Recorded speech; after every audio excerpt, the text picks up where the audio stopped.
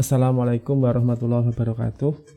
Alhamdulillahirabbil alamin. Allahumma sholli ala Muhammad wa ala alihi wa ashabihi ajmain. Kita ketemu lagi untuk belajar persiapan praktikum farmasi fisik atau praktikum reformulasi. Kali ini kita akan membahas mengenai cara melakukan evaluasi atau analisis data atau perhitungan dari data viskositas atau data reologi. Jadi praktikum kita kali ini untuk materi reologi atau P1 pertemuan pertama, kita menggunakan dua alat untuk mengukur viskositas ataupun untuk menentukan tipe alir. Alat yang pertama yaitu viskometer kapiler atau viskometer Ostwald, di mana pada alat ini bekerja pada satu titik, atau dengan kata lain kita tidak bisa melakukan variasi terhadap besarnya sharing stress. Jadi cuma satu sharing stress, yaitu setara dengan densitasnya. Kemudian yang kedua, kita juga belajar menggunakan viskometer Stormer atau Stormer yang kita pakai dengan spindle cup and bob. Jadi Stormernya yaitu Stormer yang cup, cangkir, and bob, rotor. Itu yang kita pakai untuk mempelajari viskositas ataupun mempelajari tipe alir pada praktikum ini. Bagaimana cara mengolah datanya? Jadi untuk viskometer Ostwald ini data yang kita pakai atau data yang kita dapatkan dua, yaitu data densitas.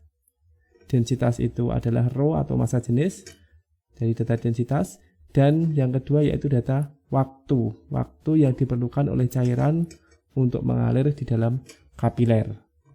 Densitas dan waktu untuk apa? Sampelnya yang pertama jelas harus menggunakan standar. Jadi setiap pengukuran itu menggunakan standar baik Ostwald maupun Stormer. Kemudian yang kedua yang akan kita ukur yaitu sampel. Jadi data kita adalah densitas standar dan waktu yang diperlukan oleh cairan standar untuk mengalir dari satu mark ke mark yang kedua. Kemudian juga densitas sampel dan waktu yang diperlukan oleh sampel untuk mengalir dari satu mark ke mark yang kedua. Kemudian data yang kita peroleh dengan menggunakan viskometer Stormer.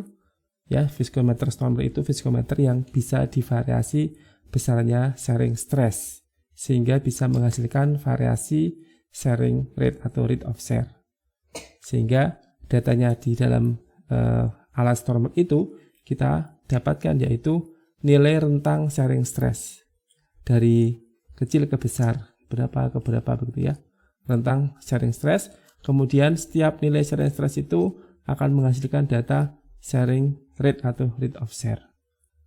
Ya, kemudian kalau menggunakan Stormer yang manual ini, parameter sharing stress yang kita gunakan yaitu beban V, kemudian parameter sharing rate yang kita ukur yaitu RPM, dan kita bisa melakukan variasi V sehingga menghasilkan variasi RPM. Gitu. Baik sama seperti tadi ya, baik untuk sampel maupun standar. Sampel maupun standar. Ya. Oke, kemudian bagaimanakah cara kita melakukan evaluasi atau analisis data dari percobaan tadi? Maka untuk viskometer Ostwald, viskometer yang bekerja pada satu titik yang lebih simpel, kita melakukan kalkulasi dengan cara memilih standar dulu yang benar. Jadi standar yang kita pilih itu harus mempunyai atau harus diketahui data viskositasnya. Jadi datanya nanti selain data densitas dan waktu yang diperoleh dari percobaan, juga ada data viskositas. Nah, sudah ada viskositas dari standar. Jadi standar itu harus tahu dulu viskositasnya. Kalau tidak tahu viskositas standar ya kita nggak bisa bekerja. Data viskositas standar itu harus kita ketahui dahulu. Misalnya kita beri simbol ini adalah viskositas dari standar, katakanlah S. ST lah ya, nanti kalau yang sampel ada ST ya. Jadi viskositas standar harus diketahui terlebih dahulu. Kemudian bagaimana cara kalkulasinya? Jadi yang langkah pertama kita kerjakan yaitu menentukan KV, tetapan alat atau konstanta alat, seringnya disebut seperti itu ya, tetapan atau konstanta alat, atau K atau C seringnya juga boleh ya, C atau K itu ya, simbol-simbol yang lainnya. Tapi intinya itu adalah tetapan alat, yaitu suatu nilai yang menunjukkan parameter dari alat tersebut. Kemudian bagaimana cara menghitung K atau KV? Itu rumus standar yang kita pakai. Jadi KV itu nanti akan menjadi faktor pengali ketika kita mencari viskositas sebenarnya. Jadi viskositas sebenarnya itu yang ini simbolnya tadi ya, itu sama dengan Kv kali viskositas hasil pengukuran. Viskositas hasil pengukuran. Jadi ini rumus standar yang kita pakai. Viskositas sebenarnya sama dengan Kv kali viskositas hasil pengukuran. Viskositas hasil pengukuran itu kita peroleh dari mana? Dari rumus dasarnya bahwa viskositas yaitu sharing stress dibagi sharing rate, dan untuk viskometer Oswald sharing stressnya nanti diwakili oleh densitas atau rho, densitas dari standar tersebut, rho dari standar dibagi dengan sharing rate-nya atau rate of share-nya itu adalah seperwaktu dalam kasus ini. Jadi kecepatan itu kan berbanding terbalik dengan waktu ya. Jadi ini seperwaktu atau seper T. Sehingga kalau kita udah tahu viskositas standar, kemudian tahu densitas standar seperti tadi hasil pengukuran ini ya, kemudian tahu waktu yang diperlukan oleh standar untuk mengalir dari satu titik ke titik yang lain, kita bisa menghitung Kv. Nanti kita praktekkan ya. Nanti kita praktekkan di berikutnya nanti. Kemudian kalau kita sudah ketemu Kv, kita kembali pakai rumus itu. Viskositas sebenarnya sama dengan Kv kali viskositas hasil pengukuran. Ya, ini rumus dasarnya ya, hasil pengukuran. Tetapi kita terapkan untuk data atau untuk menghitung viskositas sebenarnya dari sampel. Jadi viskositas sebenarnya dari sampel, misalnya apa ya? SP itu ya. Viskositas sebenarnya dari sampel gimana cara hitungnya? Kv, kalau Kv itu untuk alat. Jadi kalau alatnya sama, Kv-nya sama. Kv kali viskositas hasil pengukuran dari sampel yang diwakili oleh densitasnya sampel ya, dibagi dengan seper T, dan sepertinya juga seperti si sampel. Ini sampel, ini tadi yang sepertinya si standar. Jadi setelah kita dapat Kv, kita masukkan ke sini. Kemudian densitas dari sampel tadi sudah kita hitung juga karena untuk sampel maupun standar. Kemudian waktu yang diperlukan oleh sampel untuk mengalir dari satu mark ke mark yang kedua juga sudah ada data hasil pengukuran, sehingga viskositas sebenarnya dari sampel bisa kita hitung. Jadi itu analisis data untuk viskometer Oswald. Nanti kita praktekkan dengan data yang ada. Oke. Kemudian bagaimanakah cara untuk analisis menggunakan viskometer Stormer? Kita hapus dulu. Jadi untuk viskometer Stormer, datanya ada variasi sharing stress karena adanya variasi sharing rate. Variasi sharing stress yang menghasilkan variasi sharing rate. Sharing rate itu diwakili oleh RPM, kecepatan perputaran bob. Kemudian sharing stress itu diwakili oleh beban yang kita berikan terhadap alat tadi. Mohon maaf, masih menghapusin dulu. Kemudian dari data tersebut kita apakan? Sama seperti tadi, ada standar, ada sampel, maka yang kita olah terlebih dahulu yaitu standar. Standarnya kita apa? Kita olah standar untuk mencari apa? Jadi kita mengolah standar itu untuk mencari faktor koreksi beban.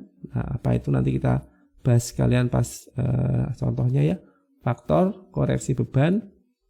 Maaf ini. Nah, kemudian satu lagi yaitu Kv. Sama seperti tadi. Ada Kv yaitu Kv alat. Dengan cara standar kita bisa mencari faktor koreksi beban dan Kv. Ya, gimana cara mencari faktor koreksi beban dan Kv?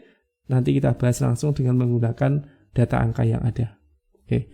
Kemudian itu untuk standar. Jadi standar kita pakai untuk mencari faktor koreksi beban dan Kv. Standar harus bahan yang bertipe aliran Newton. Standar harus diketahui viskositasnya, dan sebisa mungkin viskositasnya dekat dengan viskositas sampel.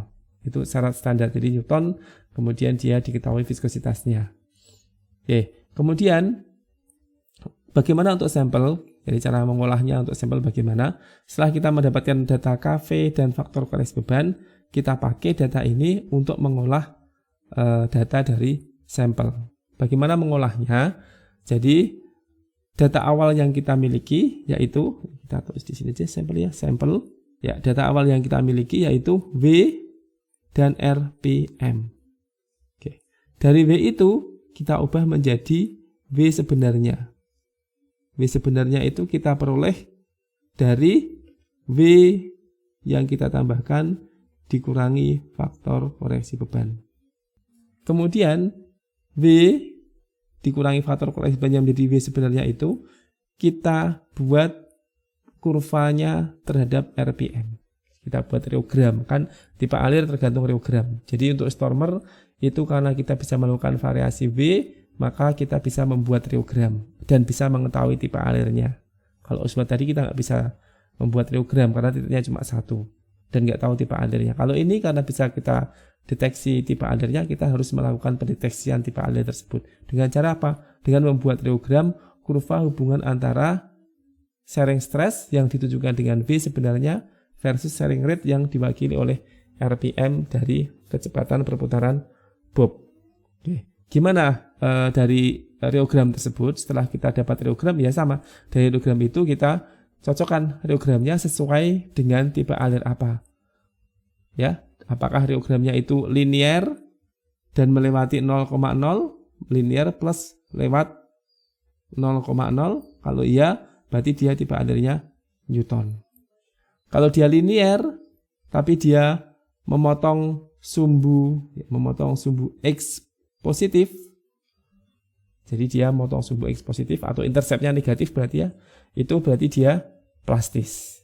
Kalau dia logaritmik, maka dia ada dua kemungkinan, pseudoplastis atau dilatan. Tergantung apanya? Nah, tergantung nilai slope dari kurva logaritmiknya atau tergantung dari nilai slope reogram yang sudah dikonvert menjadi nilai logaritmik. Ya, seperti apa mengerjakan seperti itu nanti kita praktekkan langsung di data yang sudah ada angkanya. Oke, kita langsung saja ke data yang sudah ada nilainya, ada angkanya. Ini contoh dari hasil pengukuran menggunakan viskometer Oswald viskometer dan menggunakan viskometer Stormer, baik untuk standar maupun untuk sampel. Ini yang bawah ini sampel.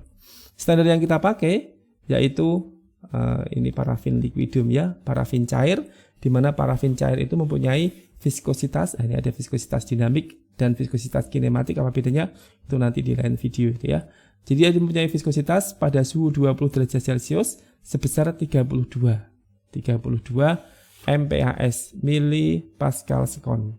Nah, MPAS itu sama dengan centipoise. Nah, nanti pembahasan di waktu yang lain ya, di video yang lain kita bahas bahwa MPAS itu sama dengan centipoise. Di video yang lain kita terangkan hal tersebut. Tapi untuk saat ini kita hafalkan saja bahwa MPAS itu sama dengan centipoise.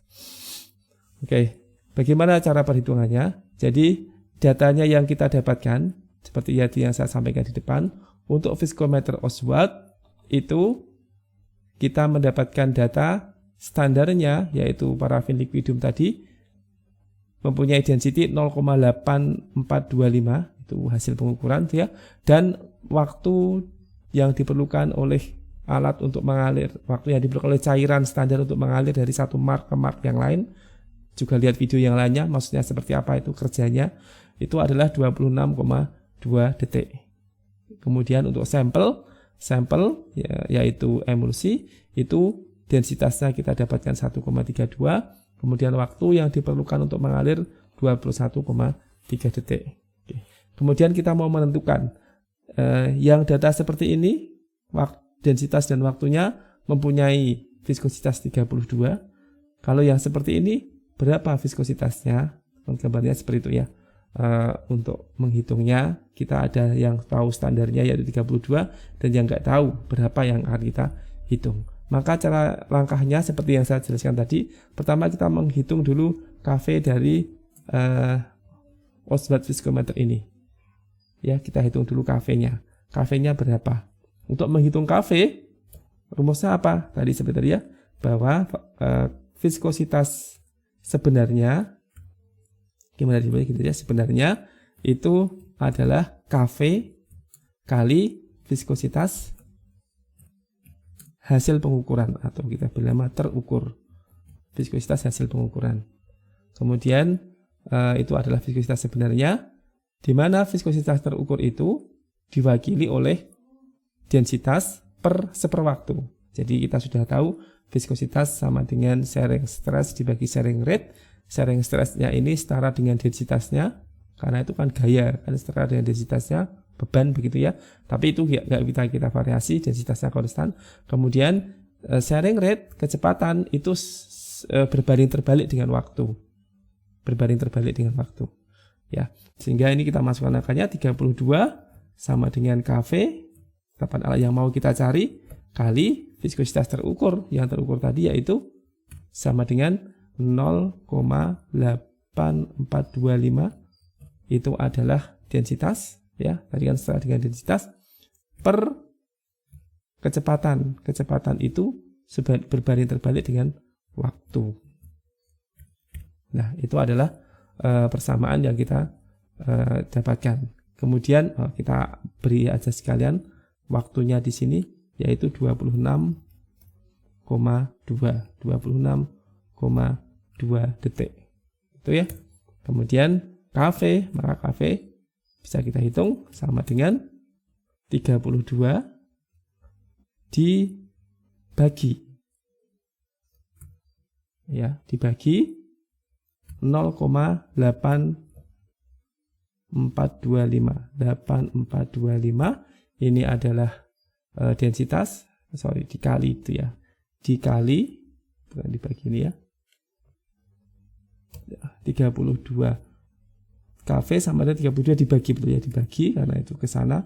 Kemudian ini yang dikali, maaf ya, ini kali karena dia dibagi dengan seper T, seper waktu, berarti kan sama dengan dikali dengan waktu, dikali waktu. Waktunya yaitu 26,2 detik. Nah, ini adalah nilai KV-nya. Ya, kalau kita mau kasih angkanya berarti KV sama dengan 32 nilai dari viskositasnya si parafin dibagi dengan densitas kali waktu untuk parafin. Ya, 1,4 kira-kira ya. 1,4. Apa satuannya? Satuannya yaitu sesuai dengan satuannya masing-masing unit tadi yang kita masukkan. Ketika dia satuannya viskositas tadi CPS, jadi berarti CPS, ya CPS, kemudian dibagi, itu aja satunya. 0,84 tadi adalah si densitas tadi adalah gram per mililiter, gitu ya. Kemudian dikali dengan detik itu sekon misalnya aja ya. Itu adalah satuannya si KV. Kemudian setelah kita mengetahui atau mendapatkan data KV, kita mulai bisa menghitung berapakah viskositas dari sampel. Sama, rumusnya sama dengan ini. Kita copy saja, Ctrl C. Kita masukkan ke sini, Ctrl V. Oke, jadi yang di sini itu adalah data untuk sampel, untuk standar yang dipakai untuk menghitung KV. Kemudian ini sampel yang akan kita hitung viskositasnya.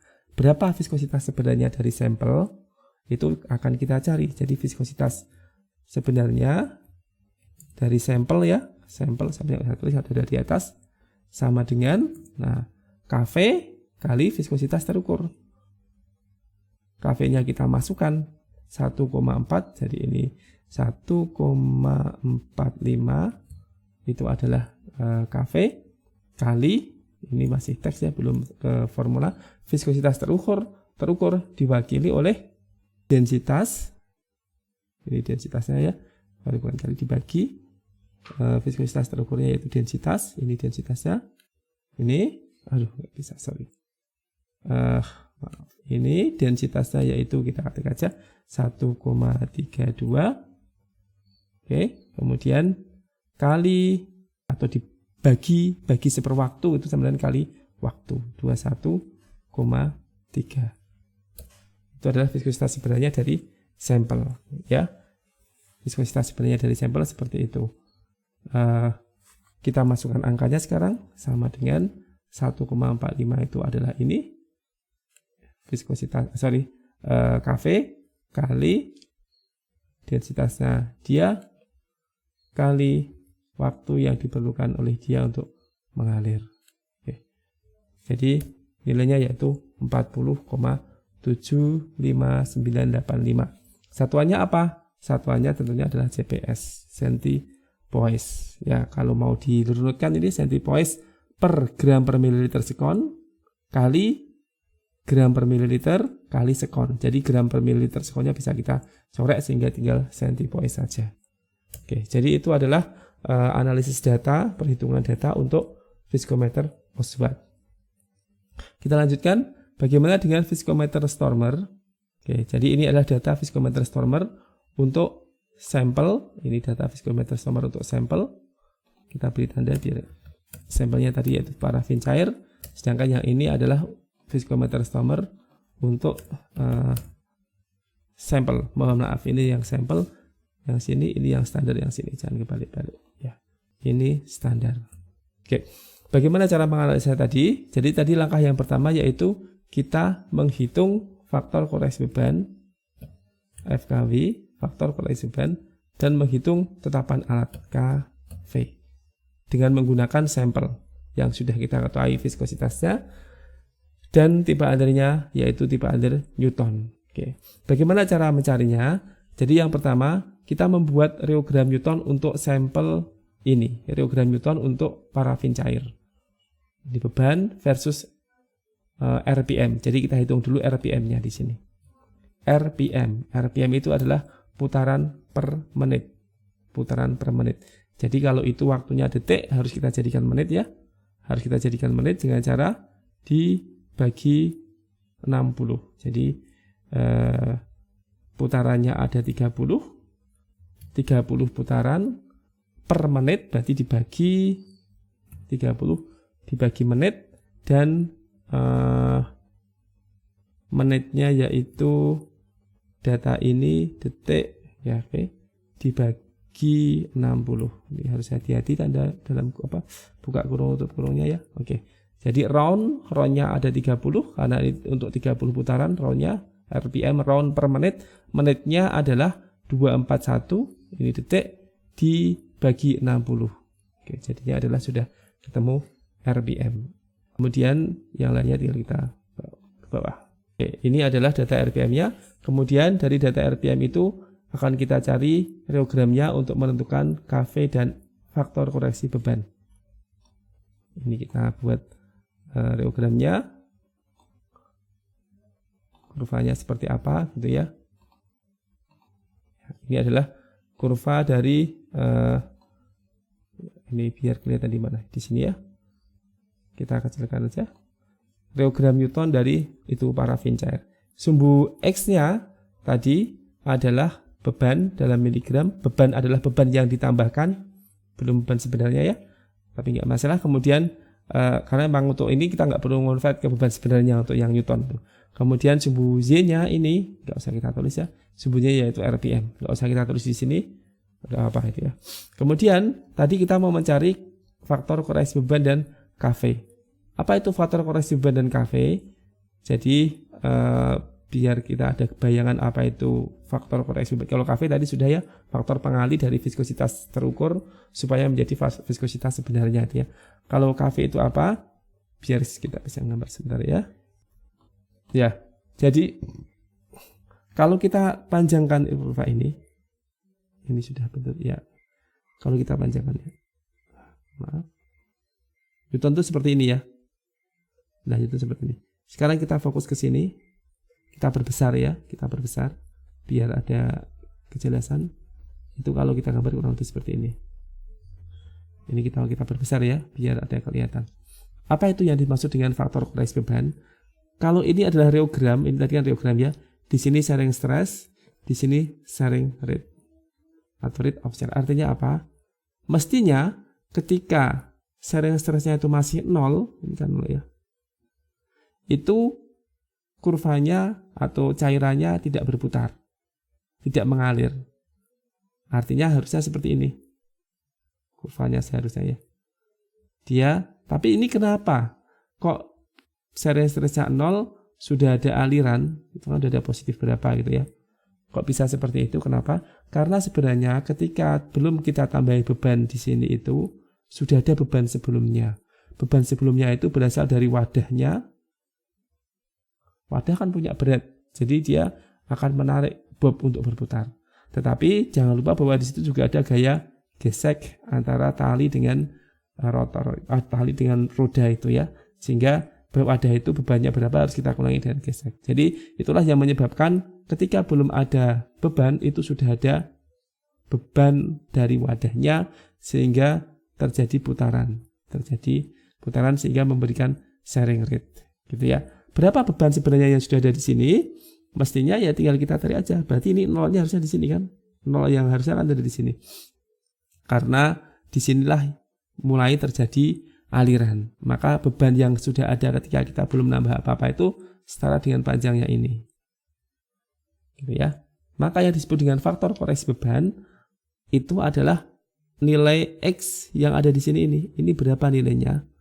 Itu adalah faktor koreksi beban. Sehingga di sini faktor koreksi bebannya itu negatif berapa untuk kasus ini? Negatif berapa?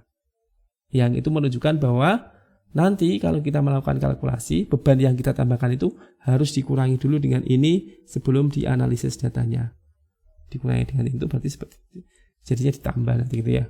Jadi sebenarnya beban sebenarnya bertambah dari yang ditambahkan itu karena sudah ada wadah. Begitu itu yang dimaksud dengan faktor koreksi beban. Oke. Kita akan mencarinya. Dari gambar tadi kita ketahui bahwa faktor koreksi beban adalah intercept kurva, intercept reogram dengan sumbu X. Ini ya, intercept reogram dengan sumbu X. Sehingga kita harus mencari dulu interceptnya itu. Jadi faktor koreksi beban itu adalah intercept dengan sumbu X. Intercept dengan sumbu X. Sehingga karena kita ingin mencari intercept dari sumbu X, kita harus mencari dulu berapakah atau bagaimanakah persamaan regresi linear dari garis ini. Garis ini kan persamaannya Y sama dengan BX plus A. Nah itu ya, plus A. Nanti kita ingin mencari B-nya berapa, A-nya berapa. B, kemudian ini A, B-nya itu slope kurva dari ini nilai nilai Z-nya, kemudian nilai X-nya yaitu beban.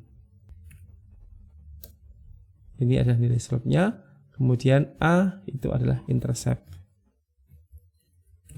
Z, X-nya adalah ini. Oke, kemudian X-nya yaitu beban. Ya, itu adalah A-nya. Biar lebih nyaman tuh ya, kita bisa kobarkan dengan kalau kita langsung gambar dari sini. Mestinya nilainya sama itu ya, antara dihitung dengan sel itu maupun dengan langsung melihat pada kurva. Ya itu ya, sama ya. A-nya yaitu 2,3699, kemudian B-nya 0,1839 sama.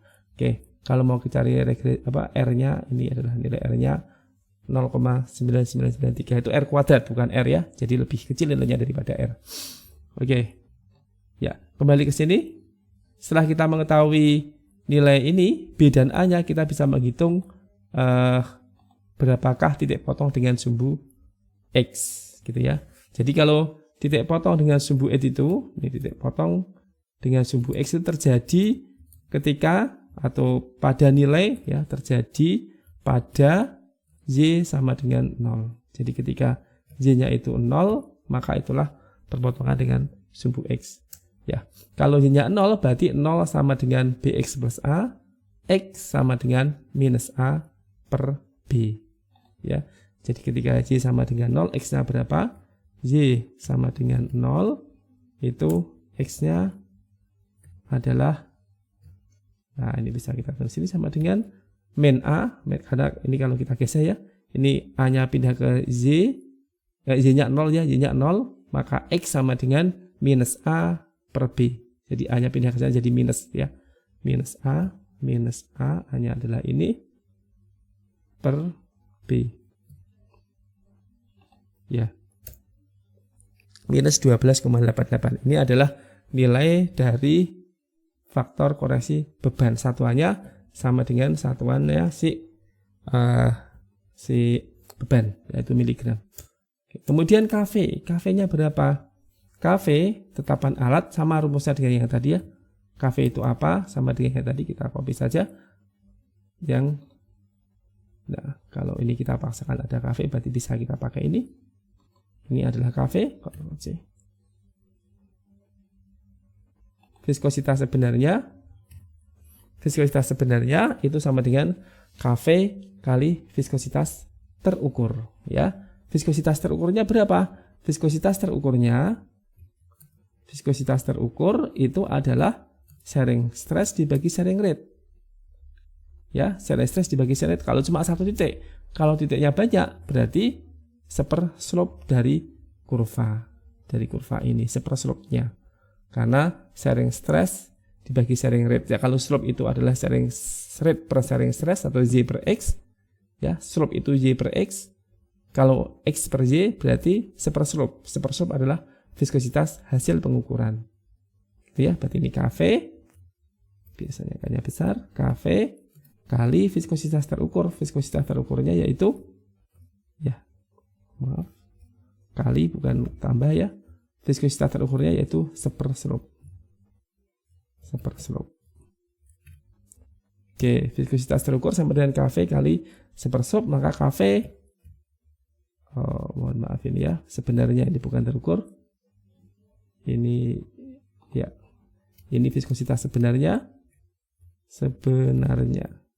Viskositas sebenarnya sama dengan KV kali seper slope, maka KV, ya, KV sama dengan viskositas sebenarnya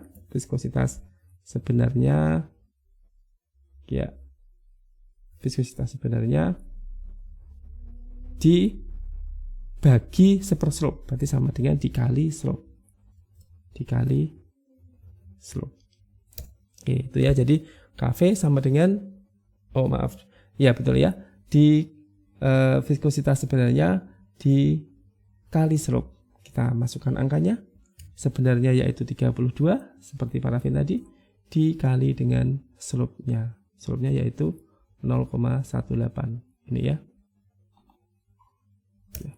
Ini adalah KV untuk alat tadi 5,88. Satuannya apa? 1 kali slope. Slope-nya tadi satuannya yaitu RPM per miligram beratnya. Y per X, RPM per miligram. Ya, itu adalah besarnya KV.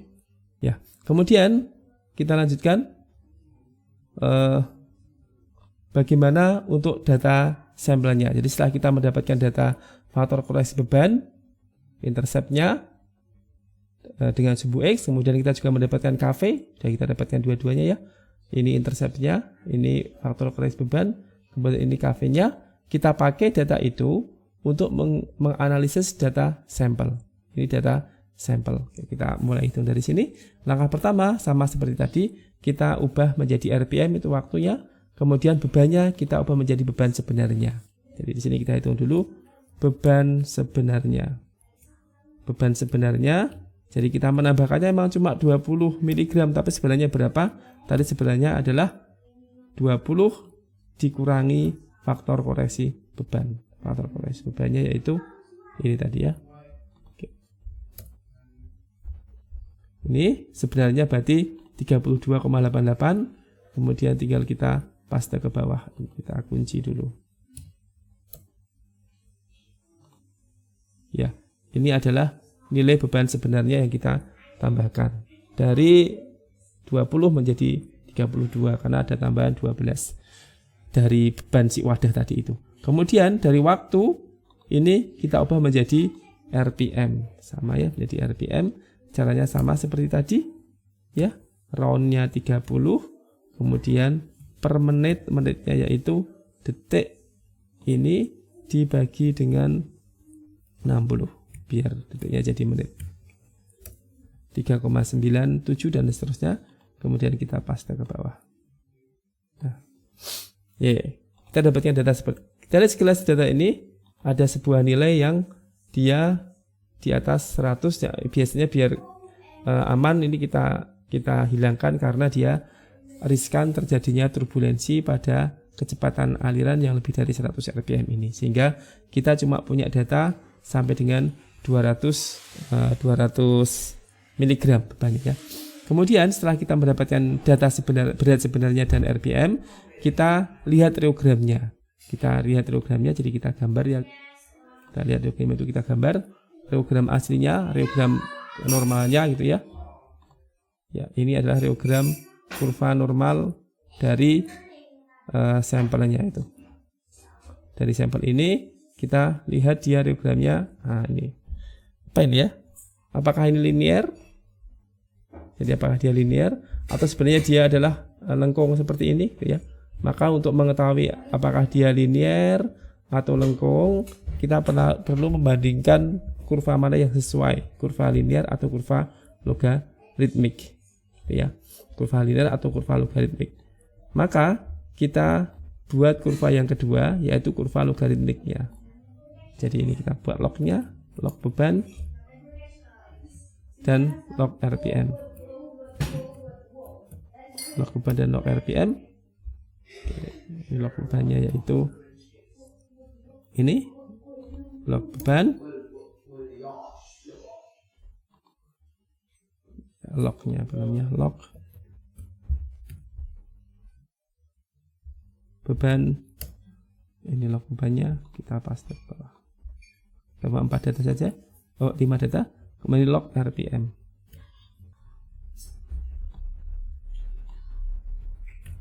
Ya, kemudian kita bandingkan antara kurva logaritmik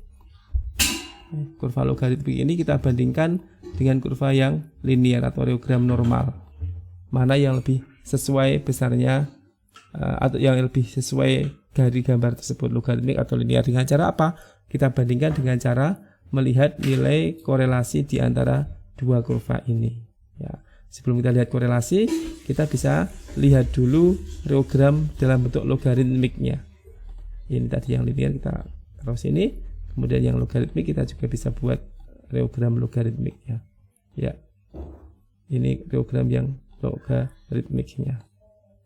Ya, sekilas kita belum bisa tahu ya, ini juga agak lengkung. Ini sepertinya lengkung ya, kurang linear. Ini lebih linear sepertinya, tapi untuk lebih mudahnya kita bisa langsung membandingkan nilai R kuadrat dari mereka. Kita lihat tren lainnya, kita lihat korelasinya dan sekalian persamaannya. Ya, R-nya adalah R kuadratnya 0,95, sedangkan yang ini, oke, kita lihat dulu berapa nilai R-nya.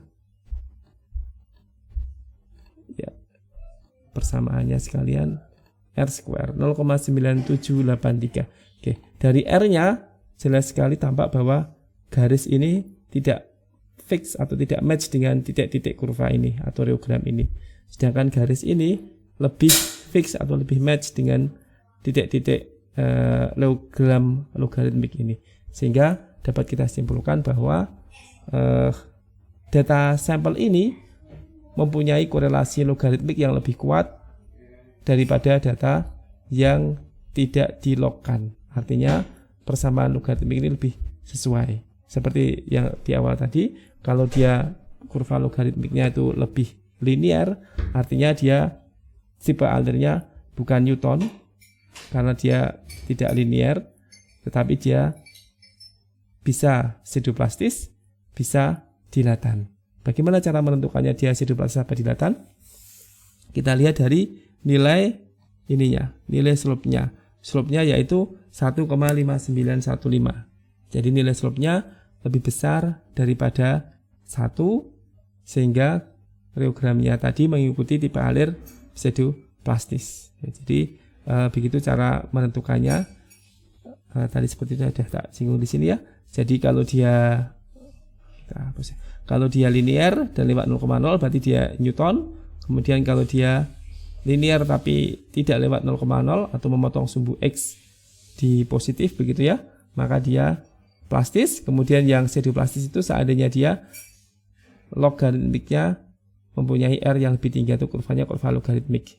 Ya, belum kita singgung di sini. Kelanjutannya kan tadi masih dua pilihan, masih bisa sideroplastis, masih bisa dilatan. Maka untuk menentukan dia sideroplastis atau dilatan, kita lihat dari nilai B-nya, nilai slope-nya. Kalau dia slope-nya kurang dari 1, ya maka dia tipe alirnya dilatan. Kalau dia lebih dari 1, maka tipe alirnya dia pseudoplastis. Dari nilai ini dia bersifat pseudoplastis. Ya. Kemudian bagaimana cara mencari viskositas pseudoplastisnya? Kita kembali ke sini. Untuk menentukan viskositas pseudoplastisnya, maafin mau tak hapus. Mencari viskositas pseudoplastisnya, kita lihat dulu persamaan dasar dari reogram logaritmik gitu.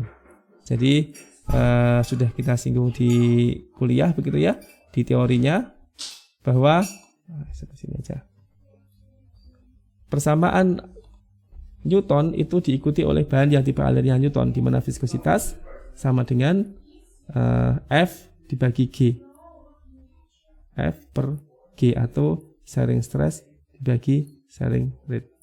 Ya, kalau dia tidak mengikuti Newton, maka dia bisa bertipe alir pseudoplastis atau dilatan, di mana viskositas pseudoplastis atau dilatan atau koefisien viskositas sama dengan F pangkat N dibagi G. Nah, kalau yang atas tadi, kalau kita ubah jadi linear kan, G sama dengan seperviskositas atau slope-nya adalah seperviskositas kali F gitu ya tadi ya, sehingga kita bisa mencari KV tadi yang parafin tadi. Kalau ini ya, kita buat linear, kita apa-apa ya. Nah ini ya, kalau ingin kita buat linear, kita tata dulu. G sama dengan seperviskositas pseudoplastis atau dilatan kali F pangkat N. N ya, kemudian kita logkan menjadi log G, biar itu turun. Log G sama dengan log seperviskositas. Kalau log A kali B itu berarti log A plus log B itu ya, plus log viskositas. Ini kita hapus dulu. Log F pangkat N.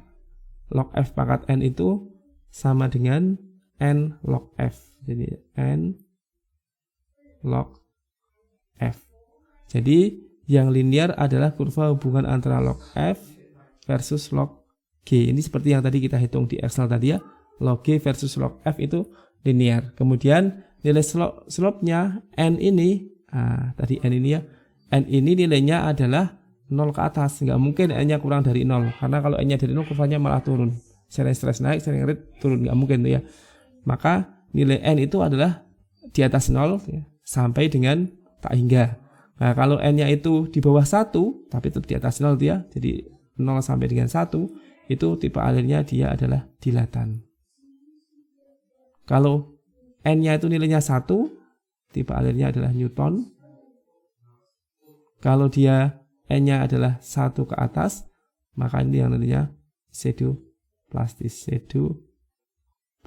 Jadi itu cara menentukan tipe alirnya, dia dilatan atau pseudoplastis, dilihat dari nilai N-nya. Kemudian setelah kita tahu tipe alirnya, kita bisa mencari viskositas ini. Mencari viskositas pseudoplastis. Yaitu dari nilai intercept-nya. Ini kan intercept-nya. Intercept dari kurva antara log G versus log F. Kita kembali ke yang Excel tadi untuk mencari viskositas pseudoplastis. Ini tadi sudah ketemu tipe alirnya yaitu pseudoplastis. Kemudian dari tipe alir pseudoplastis ini kita ingin mencari berapa viskositasnya. Jadi log seperviskositas, log 1 per viskositas. Viskositas itu adalah nilai A-nya, nilai intercept-nya. Berapa nilai A-nya? Bisa kita lihat dari angka di atas ini aja ya. Nggak usah pakai sel, kelamaan. Minus, yaitu nilainya minus 1,9023. Ya, itu adalah nilai seperviskositasnya.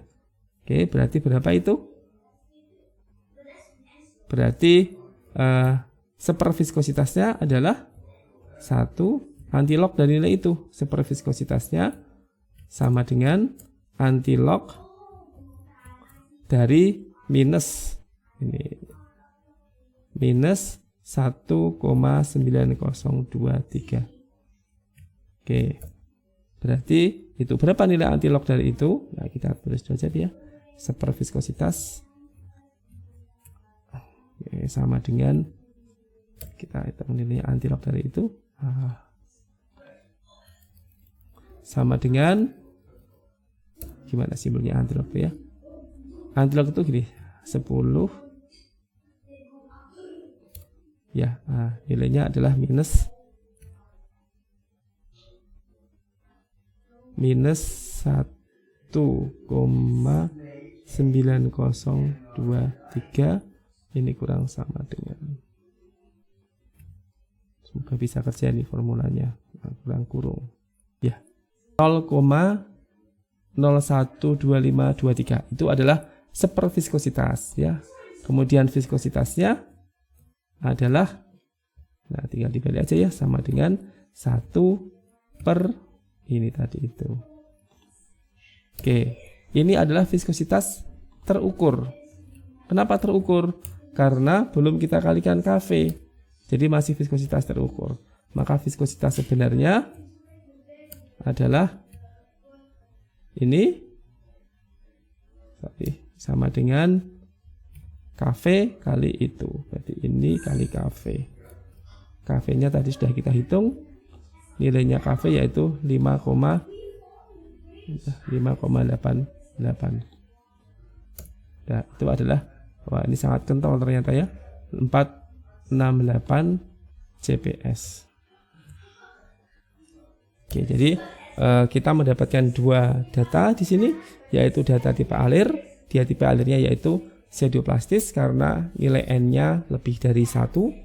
Yang kedua, kita mendapatkan data viskositas sebenarnya, yaitu viskositas terukur yang kita dapat dari interceptnya ya, viskositas terukur kali Kv 468,9408 CPS. Jangan sampai di sini kita bisa tahu bagaimana cara melakukan analisis data itu. Kalau misalnya bahan tipe alirnya itu dilatan seperti apa, sama dilatan pun juga persis seperti ini rumus saya. Cuma nanti kata-katanya tipe alirnya dilatan karena dia slope-nya kurang dari 1. Oke. Kalau plastis seperti apa? Kalau plastis kita hitung dua hal, yaitu viskositas plastis, yaitu dari slope aerogram normalnya dan data yield value-nya. Ya, tapi sebenarnya kalau plastis itu kita bisa mendeteksi sebelum kita melakukan percobaan. Sebelum diaduk dia padat kan ya, berarti kita bisa melihat sebelumnya, oh ini plastis kemungkinan besar ya. Tapi kalau nanti kalau kita contohkan di data yang lain, kita bisa bagaimana untuk kalkulasi yang plastis itu. Ya, saya kira itu saja untuk kesempatan video kali ini. Semoga bermanfaat. Terima kasih. Assalamualaikum warahmatullahi wabarakatuh.